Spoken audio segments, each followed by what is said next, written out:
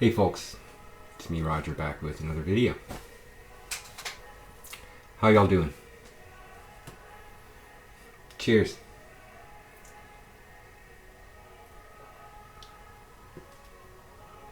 It's high summer here in Nashville. Hot, humid, sticky. Got a bunch of stuff to show you, so let's just dive right into it. In the background, I don't know if you can hear it. I hope I don't get in trouble. But really cool new band called Ecstatic Vision, and the name of the album is Sonic Praise. Relapse. Yeah, Relapse puts out a lot of records.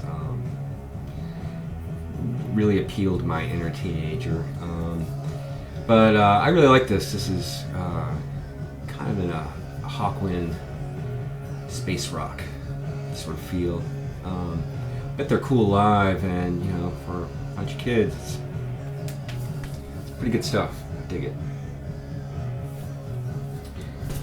Got this book in the mail. Electric Eden, Unearthing Britain's Visionary Music by Rob Young. Big ass 600-page book, footnotes, discography, and index. Great. I remember seeing this when around the time it came out, the US edition, 2010, something like that. And thumbing through it in a bookstore and thinking, well, it looked interesting, but this was pre-VC, so now I'm like heightened and like into a lot of this stuff, thanks to folks like Ben Costello's, great video on UK Folk, all about this stuff.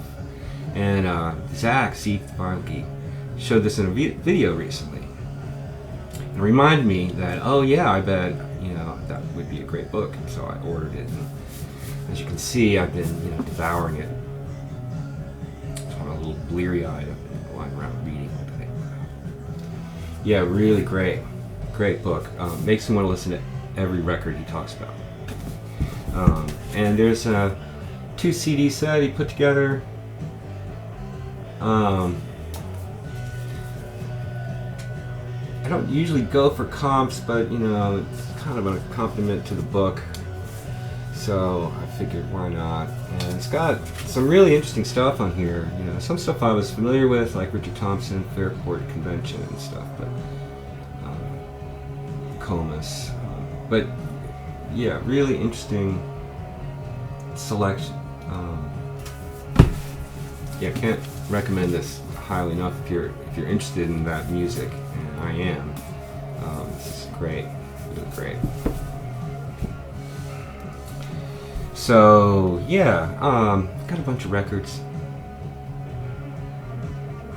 I hadn't been digging locally for a while because I went to Colorado and stuff.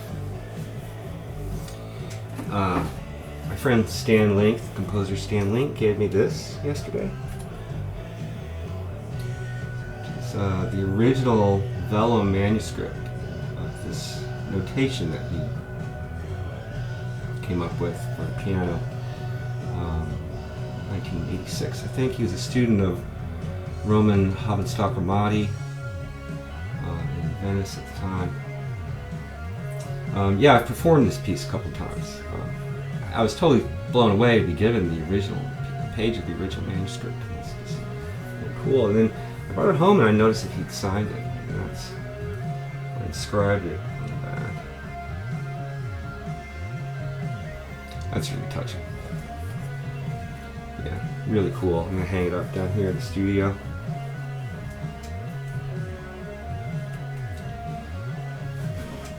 So yeah, Liz is out of town. Her dad passed away this week. I've been wondering why I'm not there with her, but there's going to be a memorial where all the extended family can attend in the fall, and of course I'll go to that. And this was sort of just an opportunity for the siblings to get together and sort of have some alone time. brother-in-law's wife is out of the country, and so I don't know. I would have been kind of a third wheel. So I'm batching it for a few days. Thought I'd make a video. Why not? So that's what's going on.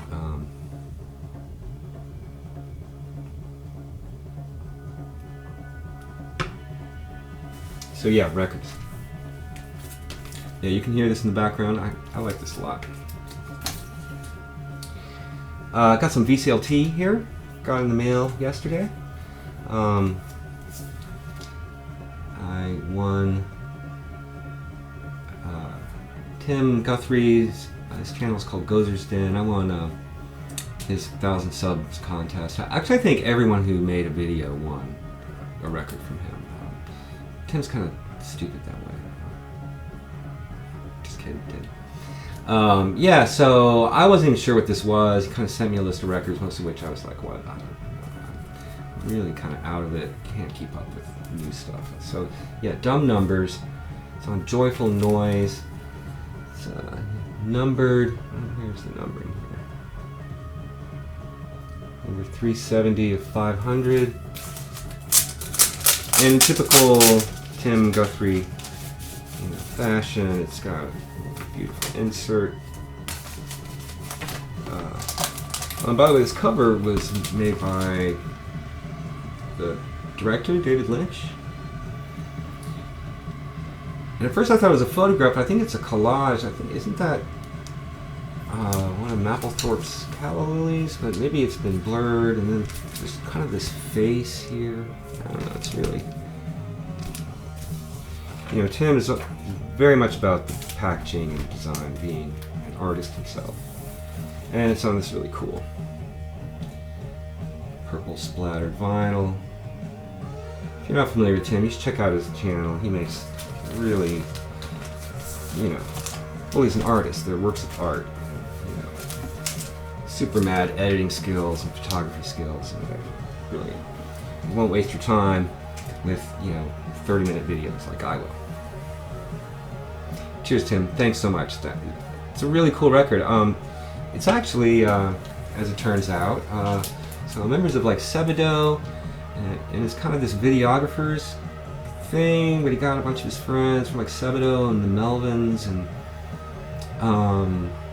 yeah, it's really, I like it a lot. It's kind of got an indie rock feel, but with heavy, kind of doomy qualities, but melodic and nice singing. Yeah, I enjoyed that a lot, really. Thanks, Tim. Cheers.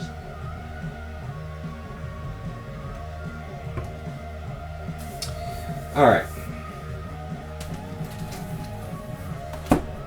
Another month, another record from Robert Pollard. This is the second album from Rickett Wiki, his new kind of super group with Todd Tobias and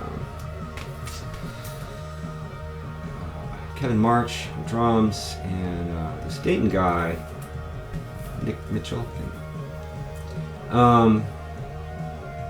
King Heavy Metal, it's called. What does there to say? You know, I'm committed at this point, so I get everything. I listened to it once. It's, you know, Primo Pollard came with a couple of singles. Tom Fool, terrific. Kind of splashed out with a nice heavy cardboard sleeve and some colored vinyl. It's kind of cool. And there's another single here. Jargon of Clones. Yeah, and there's two non-album B-sides, both given over to that Nick Mitchell guy. Yeah, the one on here, Dissonance. Yeah, Dissonance. This is a really beautiful song, actually. And this one also has groovy colored vinyl. Yeah. The unstoppable Robert Pollard. Here's some more new stuff. Goblin Rebirth. Sorry about the glare, folks. Yeah, this is the original rhythm section from Goblin. Goblin Rebirth on Relapse again. this is a lot of fun. If you like those old Goblin records, this is great. It's a lot of fun. One of the few that isn't tied to an actual horror movie soundtrack, but it's kind of a concept album. It tells a story. The songs are resequenced on this for vinyl. Comes with a download, whatever. It's a lot of fun. It's great. Really cool. Italian prog. Here's some reissues that, I understand why people, kind of down on reissues and, want the OG. I do too, but, there are some things that are just, even if you could find one, they'd be so expensive. That's not exactly what I want to do with my money, but so, here's Marcos Valle, I'm not sure how to pronounce his name. His self-titled record, originally on Odeon, 1970. Brazilian, kind of psychedelic pop artist. These Light in the Attic reissues they do it so well. How can you complain? Gatefold, nice tip-on jackets, and the obi here, and insert with interview with Marcos Valle, where it talks about each song. It just sounds really good. The pressing's really good. I really cannot complain. For $20, yeah, great. I got the one after that previously, and when I went into Grammys, they had the other three, so I just jumped all over them. Here's the follow-up, Gara, from 1971. Again, just a really great job on the packaging. They reproduced the label, the original label. And here's this is from '73. What's the title of this? Produção do Tempo. I don't speak Portuguese, I don't know. The lyrics take these subtle digs at the military junta that ruled the country at the time. It's kind of amazing you got away with it. This little blurb is great here for this one. It says, it's the love child of a musical love affair between Marcos and a little jazz funk outfit that named itself after one of Marcos' songs, Azimuth. Grammys had a reissue of their self-titled album. The intense keyboard vibing between Marcos and Jose Roberto Bertrami, R.I.P., conjures up something resembling Herbie Hancock's Headhunters, but underwater and on Quaaludes. Now that's maybe overstating it a little bit, but great, just great. Reissues are done like this. I'm not gonna complain. But that's it for new records. Did do some digging, watching some videos, and I get that itch to just go digging around in crates of dusty old records. You know what I'm talking about, don't you? I know that you do. Remember Paige? My Blank Pages? She disappeared. Her videos of dumpster diving for records were just some of the most mind-blowing videos I've ever seen in VC. I haven't gotten to that point yet. Found this, another Tim Buckley record, Happy Sad. 68, 69, not sure. He made a bunch of records right in a row. This is the first one, this is still on Elektra. This is the first one, I think, where he starts experimenting with jazz, avant classical chamber music kind of things. His voice starts changing. Brilliant stuff. I'm late to the party on this, like with all things, but Tim Buckley, these records they're magical. So happy to find this. So it's not a First Butterfly label, pressing insulator, red label with the big E. The store said they got 4 copies of this this week, including some originals. And this was the last one. They don't sit around at Grammys. I was lucky to get this. Yeah, Tim Buckley. So great. Here's another Jade Warrior record. I think the last of their first initial run. Waves on Island from 75, something like that. Really nice copy of this. Very different from those Vertigo records, which are like these sweeping prog masterpieces. This is all, like, I think all instrumental, as I recall, almost ambient, electronic kind of world music vibe. I thought it was great. I mean, it wasn't expensive. Just a couple more Jade Warrior records that I need. Yeah, great. I found a sealed copy of Peter Lang's title, The Thing at the Nursery Room Window.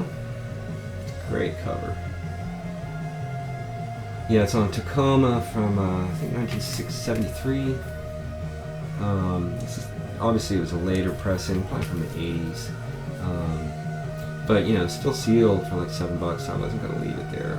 And I love this Tacoma, you know, American primitive acoustic 12-inch 6-string guitar stuff. Great. John Fahey was, you know, that was his label. Found a Todd Rundgren record I didn't have. I believe first pressing on Ampex. Cover's kind of jacked, but vinyl's mint. Yeah, really happy to find that. I guess someone sold a bunch of their Todd Rundgren collection, because I also found a Japanese copy of Raw by Utopia, his prog band with Roger Powell. It might be a later, you know, these Japanese things, it's hard to tell. I can't read Japanese. This is an over-the-top prog thing. Crazy. Shading into kind of the new wavy feel that they would go into after this. But it wasn't expensive. There's a little, you know, this has changed hands a few times. There's a little staining from some price tag there. But otherwise, stone mint. And, you know, Obies are so sexy. And this, I just couldn't leave it behind. Todd Rundgren's The Ever Popular Tortured Artist Effect from 1982. A straight up pop, Blue Eyed Soul record from Todd. Todd's a genius. I mean, he's still going. I think he's awesome. A little slick in that 80s feel, but like he plays all the instruments on this. Insane. Found this used. I guess it's out of print now. The Exploding Star Orchestra, shortwave, big double album with it's Rob Mazrek's group. He's in Chicago Underground duo, and this is kind of a big band, sort of Sun Ra inspired big band feel, cosmic jazz. Nicole Mitchell plays flute in this. A bunch of those Chicago folks. Yeah, I was psyched to find this used. And it's funny, it's got a little dash of 500 but no number. That's kind of curious. Big, thick, heavy gatefold. Nice. Here's a record that, you know, this is what the VC has done to me. You know, picking up records like this.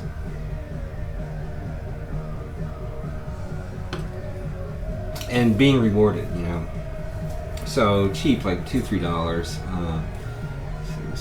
Free parking jazz composers ensemble. Disguise the Limit. That's a terrible name for the record. But that sort of cosmic cover. And, you know, these muso-looking guys, never heard of any of these guys. I guess it's Tom Gastineau. Although his name sounds familiar. Plays keyboards on this, Rhodes. And, you know, the kind of thing that makes me hesitant from 1984 Vandalism record. So, like, private press kind of thing, small press. He's playing a DX9 synthesizer, DX7. made me a little wary, you know, so it's like digital synth. But he credits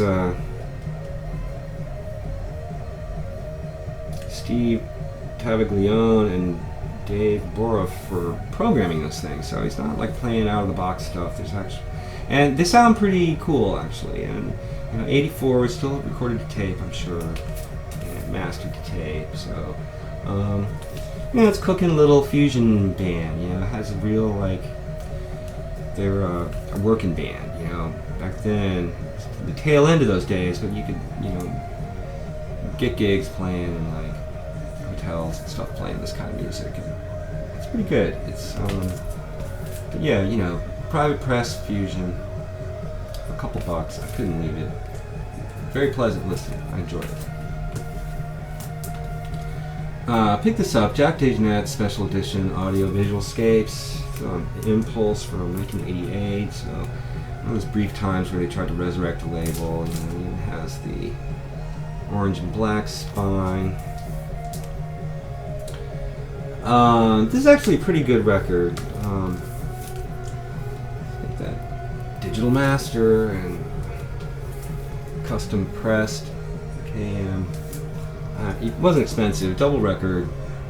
And plus, Mick Goodrick, this guy, guitar player, he's my guitar teacher at MC.